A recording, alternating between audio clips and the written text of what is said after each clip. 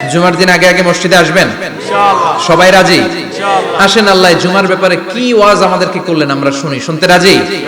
আল্লাহ বললেন ইয়া আইয়ুহাল্লাযীনা আমানু ইযা নুদিয়া লিস-সালাতি মিন ইয়াউমিল জুমআতি ফাসআউ ইলা যিকরিল্লাহি ওয়া যারুল বাই' যালিকুম খায়রুল লাকুম ইন কুনতুম তা'লামুন। পড়েন না আল্লাহু আকবার।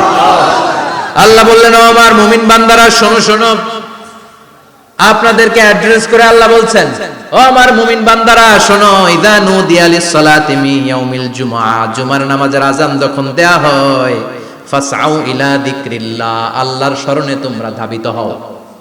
ওয়া যারুল বাই', কেনা বেচা বন্ধ করে দাও। যালিকুম খায়রুল লাকুম ইন কুনতুম তা'লামুন, এটাই তোমাদের জন্য কল্যাণ যদি তোমরা বুঝতে পারো। জুমার নামাজের আযান যখন হয়, ফাসআউ ইলা যিকরিল্লাহ, আল্লাহর স্মরণে তোমরা বের হয়ে যাও। আল্লাহু আকবার। ফাসআউ ইলা যিকরিল্লাহ ইযা নুদিয়া লিস-সালামি ইয়াউমিল জুমআ, জুমার নামাজের আযান যখন দেয়া হয় বের হয়ে যাও, তখন কোনো কাজ রাখা যাবে না। এই আযান দ্বারা উদ্দেশ্য হচ্ছে খতিব সাহেব খুতবা দেওয়ার জন্য মিম্বারে বসলে যে আযানটা দেয়া হয় এই আযান। কথা বুঝতে পেরেছেন?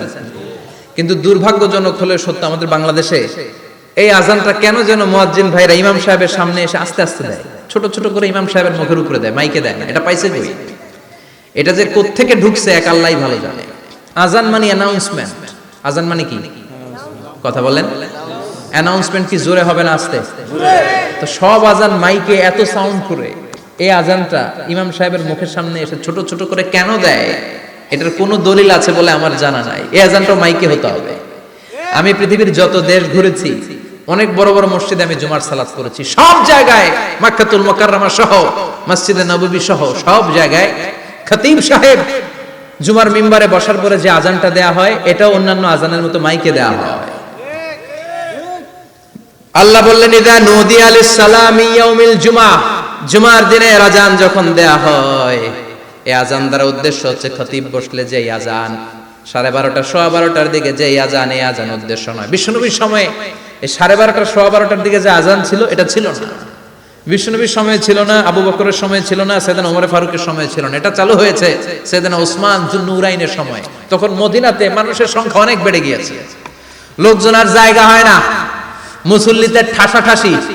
উনি ঘোষণা দিলেন সুকে জাওরা, জাওরা নামক বিশাল একটা বাজার আছে, ঘোষণা দিলেন এখন থেকে ওই জায়গায় জুমার নামাজ হবে। মানুষ যেন আগ থেকে প্রস্তুতি নিয়ে আসতে পারে, এজন্য জাওরা নামক বাজারে উনি আর একটা আযান দেওয়ার প্রচলন করলেন। সুবহানাল্লাহ। সেখান থেকে আজ অবধি আমরা এই অতিরিক্ত আযানটা দিয়ে থাকি।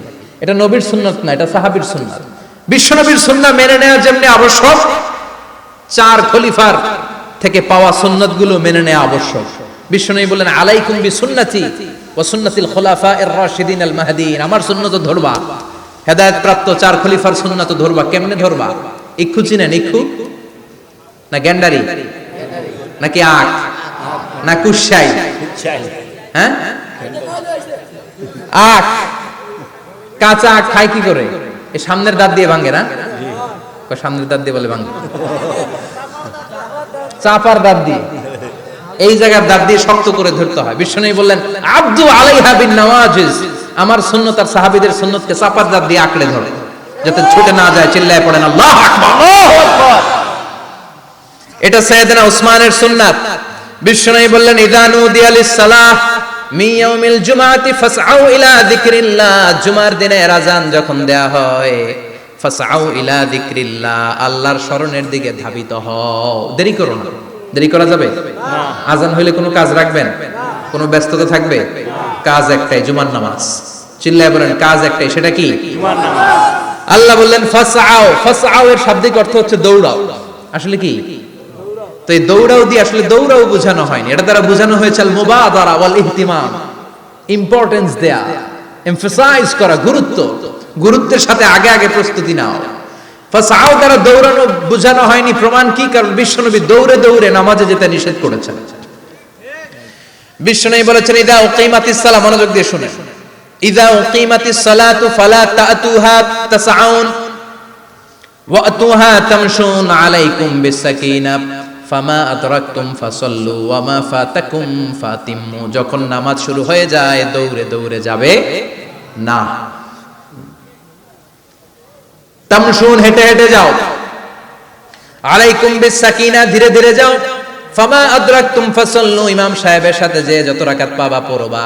ওয়া মা ফাতাকুম ফাতিম্মু, যেটা ছুটে যায় নিজে নিজে পড়ো, কবুল করে নেবে কে? আল্লাহ। কিন্তু দৌড়ে যায় নামাজ ধরা যাবে? খবরদার, ধীরস্থির ভাবে যাবে। হাঁটার মধ্যে একটা গুরুত্ব দিয়ে তাড়াতাড়ি ধরতে চাবেন, কিন্তু দৌড়ে যাওয়া যাবে? নিষেধ করেছেন। অনেক মুসল্লিরা এটা করে। ধরেন মাগরিবের নামাজ, ওযুখানাতে মুসল্লিরা ওযু করতেছে, ইমাম সাহেব নামাজ শুরু করেছেন, আল কারিআতু মাল কারিআ ওমা আদরাকা মাল কারিআ, মুখস্থ আছে না সবার? মুসল্লি মনে করতেছে ওযু হইছে আমার অর্ধেক, এখন যদি তাড়াতাড়ি ওযু না করে দৌড় না দেই রাকাত পাওয়া যাবে? রাকাত পাওয়ার জন্য দিছে দৌড়। মসজিদে হচ্ছে টাইলসের মসজিদ, পিছলায় পয়রা মুসল্লি একদিকে, লুঙ্গি আরেকদিকে। আছে না নাই? আমার কাছে খবর আছে এরকম পা ভাঙছে অনেকের। রাকাত ধরার জন্য মুসল্লি তাড়াহুড়ো করে দিছে দৌড়, মুসল্লি একদিকে লুঙ্গি, ঠ্যাং ভাঙা শেষ, এখন ল্যাংড়া। বিশ্বনবীর কথা মানে নাই, ওটারে ল্যাংড়া বানাইছে কে? আল্লাহ। এজন্য বিশ্বনবী বললেন খবরদার দৌড়ে যাবে না, একামত হয়ে গেলে ধীরস্থির ভাবে যাও। কেননা দৌড়ে দৌড়ে আপনি কার দরবারে যাবেন? উনি তো সব রাজার বড় রাজা, মহারাজা। মহারাজার দরবারে তাড়াহুড়ো করা যায় নাকি? না। ফিট হয়ে কাপড় চোপড় পরে আতর টাতর মেখে ধীরস্থির ভাবে যাবে।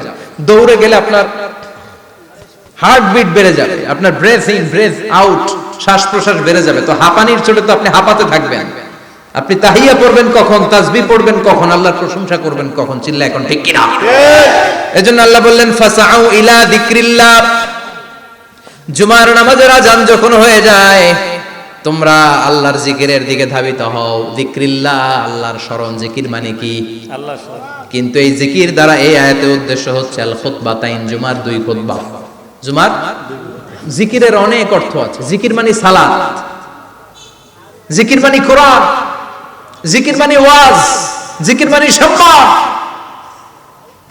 আবার জিকির মানে জুমার দুই খুতবা, আবার জিকির মানে সুবহানাল্লাহ, আলহামদুলিল্লাহ, লা ইলাহা ইল্লাল্লাহ, সুবহানাল্লাহ, আলহামদুলিল্লাহ, লা ইলাহা ইল্লাল্লাহ, লা ইলাহা ইল্লাল্লাহ, মুহাম্মাদুর রাসূলুল্লাহ সাল্লাল্লাহু।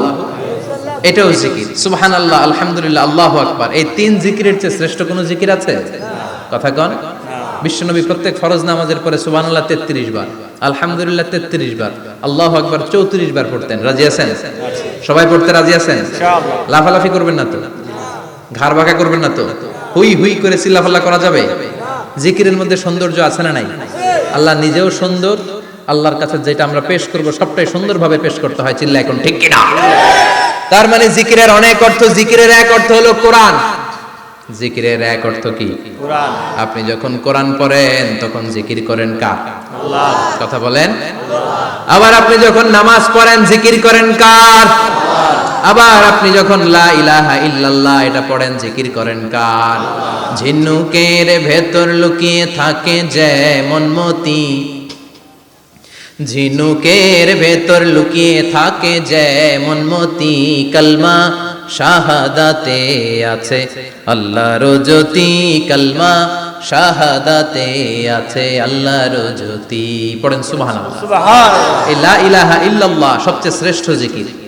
সাইয়েদনা মুসা আলাইহিস সালাম আল্লাহরে বললেন, আল্লাহ আল্লিমনি যিকরান, আপনি আমার এমন একটা জিকির শিখায়া দেন, লা ইয়ালামুহা ইল্লা আনতা ওয়া আনা, যে জিকিরটার শব্দ আপনি আর আমি ছাড়া কেউ জানবে না।